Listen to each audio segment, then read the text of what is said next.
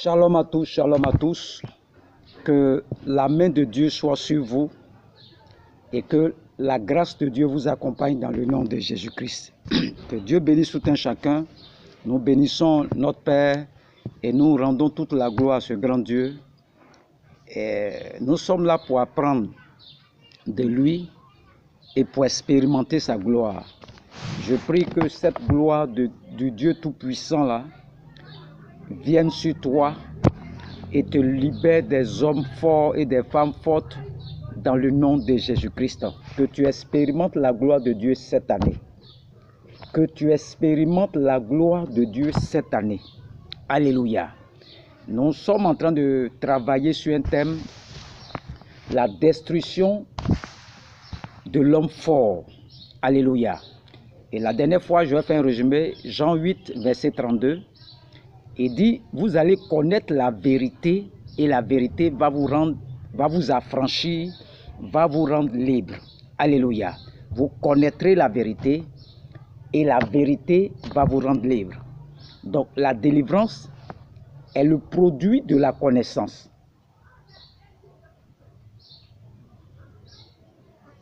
Cela veut dire qu'il n'y a pas de délivrance sans connaissance. Mais toute connaissance de la vérité. Ce qui nous donne la délivrance, ce n'est pas nécessairement la prière, même si la prière est importante, mais c'est ce qu'on appelle connaître, ce que Dieu veut que toi tu saches, ce que Dieu a établi comme vérité pour nous, et c'est après avoir connu cela que maintenant cette vérité-là, que nous pouvons maintenant aller sur le plan de la prière, c'est-à-dire tu ne peux pas te jeter dans la prière comme ça, sans connaissance. Il y a des gens qui savent que leurs parents adoraient l'eau, mais ça ne produit rien chez eux. Il est au courant que ses parents adoraient l'eau. Qu'est-ce que ça fait? C'est après cette connaissance-là que maintenant tu rentres dans la prière. Les deux vont ensemble. Donc la Bible dit dans Jean 8, verset 32, que vous connaîtrez la vérité. C'est que Dieu veut que toi tu saches là. C'est que Dieu a établi comme vérité là. Et quand tu vas finir de la connaître maintenant, elle va te rendre libre dans la prière. Et nous allons travailler sur notre texte, Luc 11, verset 21 à 22. Luc 11, 21 à 22, je vais faire la lecture.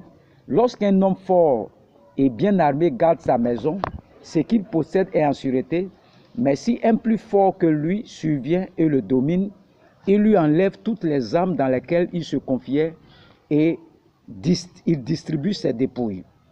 Donc le monde spirituel, c'est une formation, le monde spirituel établit un rapport de force. La Bible dit quand un homme fort garde ses biens, ce qu'il a en sûreté, mais si un plus fort que lui survient, il peut lui prendre tout ce qu'il a. Ce qui veut dire que vous êtes fort jusqu'à ce que vous rencontrez quelqu'un de plus fort que vous. Donc dans le royaume de Dieu, il y a des hommes forts. Et dans le royaume de Satan, il y a aussi des hommes forts. La Bible ordonne que nous soyons forts, nous soyons puissants. Donc le royaume dans lequel nous sommes, nous a rendus puissants et forts. C'est-à-dire le royaume de Dieu dans lequel tu te trouves là, ce sont des vérités que tu dois accepter avant de faire la délivrance. C'est-à-dire dans le royaume dans lequel toi tu es né maintenant là, t'a rendu fort et puissant. Mais dans ce royaume-là, nous n'avons pas nous tous le même degré de puissance, le même degré d'autorité de Dieu dans le nom de Jésus-Christ. Lorsque nous prenons Acte 3, nous voyons Pierre et Jean qui partaient au temple et en cours de route, ils vont rencontrer un paralytique. Vous voyez? Et Pierre va dire, regarde nous, Jean et moi. Il dit, regarde-nous, Jean et moi, le paralytique. Et il dit après, ce que j'ai. Vous voyez? Ce que j'ai. Il n'a pas dit ce que Jean et moi nous avons. Il dit ce que j'ai. On n'a jamais vu Jean qui a relevé un paralytique alors qu'il se couchait sur les jambes de Jésus. Pourquoi? Parce que le nom de Jésus, dans le nom de Jésus, nous avons de différents dons, différentes capacités. La Bible dit, le même esprit qui opère tout en tous, il nous donne différemment. Il a donné à Jean la révélation. Il a écrit Apocalypse. Pierre ne peut pas voir comme Jean. Pierre aussi, Dieu lui a donné ce qu'on appelle la révélation de la puissance. Donc, les deux sont dans le royaume. Les deux n'ont pas le même degré de puissance. C'est pourquoi chacun doit connaître son don pour opérer de façon maximale dans ce que Dieu t'a donné. Moi, je suis là. Je suis un enseignant. Donc, c'est mon point fort qui est là. Donc, dans toutes mes prédications, je mets l'accent sur mon point fort qui est l'enseignement.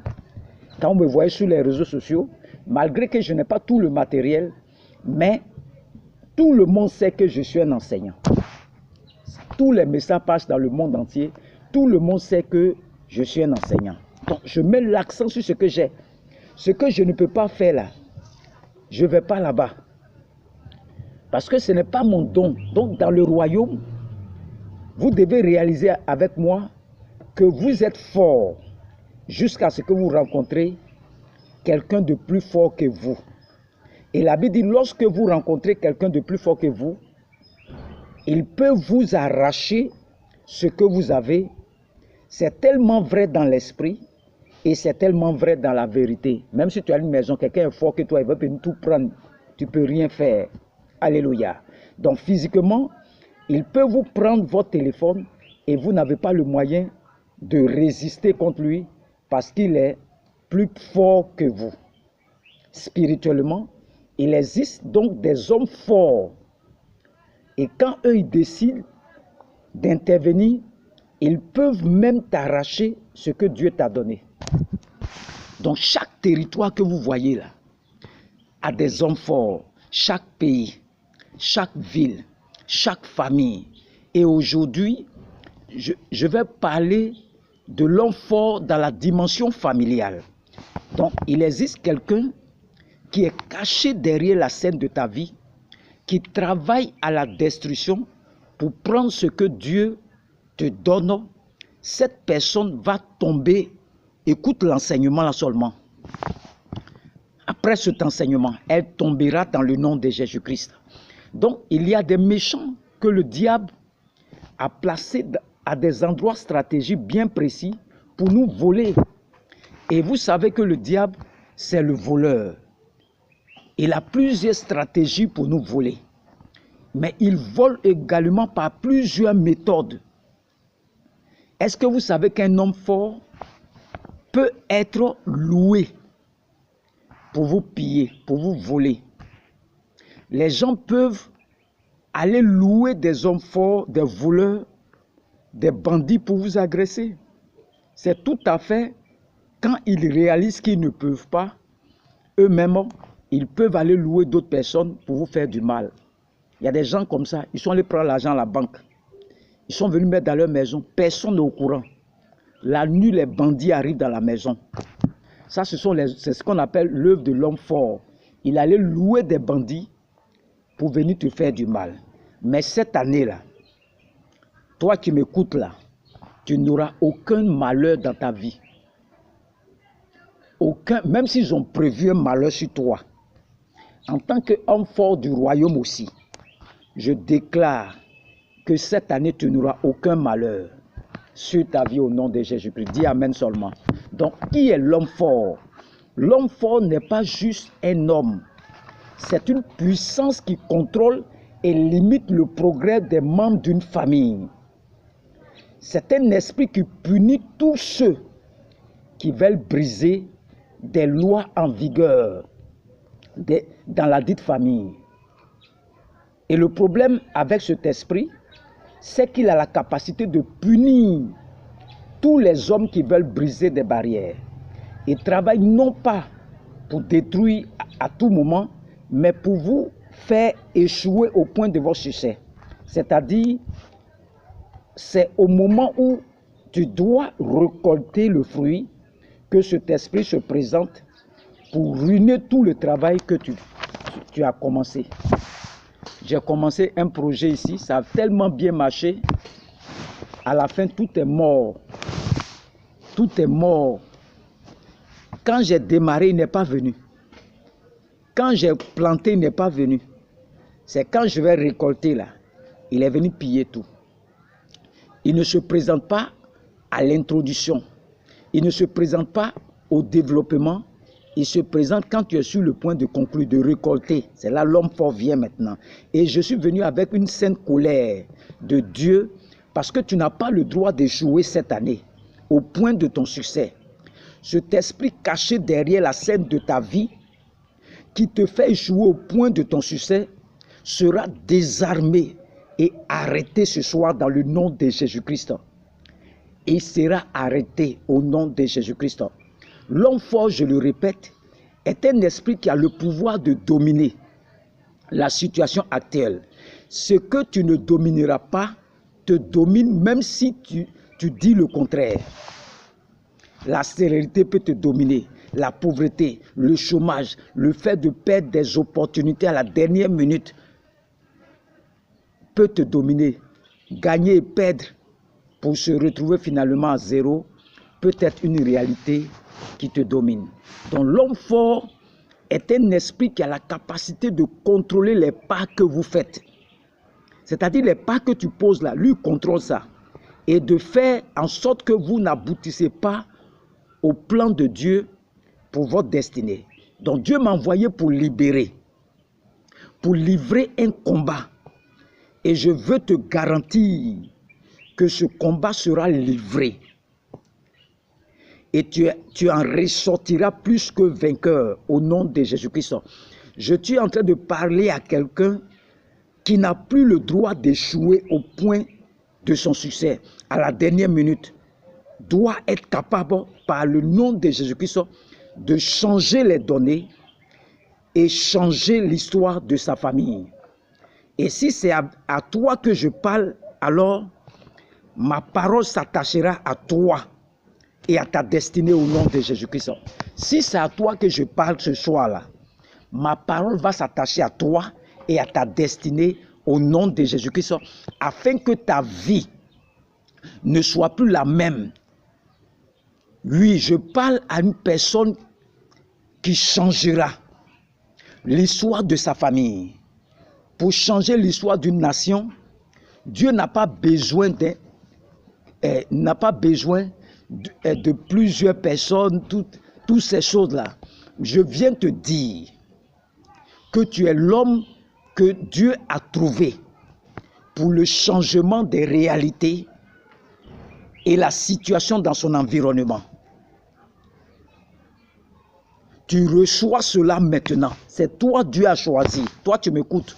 C'est toi Dieu a choisi. Tu es l'homme fort maintenant de ta famille. Et tu as été choisi pour libérer ta famille de la stérilité, pour libérer ta famille de blocage, pour libérer ta famille de la pauvreté. Je t'annonce ce soir que Dieu t'a choisi. Lève-toi maintenant et commence à briser les œufs de l'homme fort dans ta vie. C'est toi que Dieu a choisi. Reçois cette grâce maintenant. Peu importe le temps que ça prendra pour toi de rentrer, ça prendra pour toi. Tu vas rentrer là où personne de ta famille est rentré. Tu rentreras là-bas au nom de Jésus-Christ. Tu rentreras là-bas dans le nom de Jésus-Christ. Tu rentreras là-bas dans le nom de Jésus-Christ.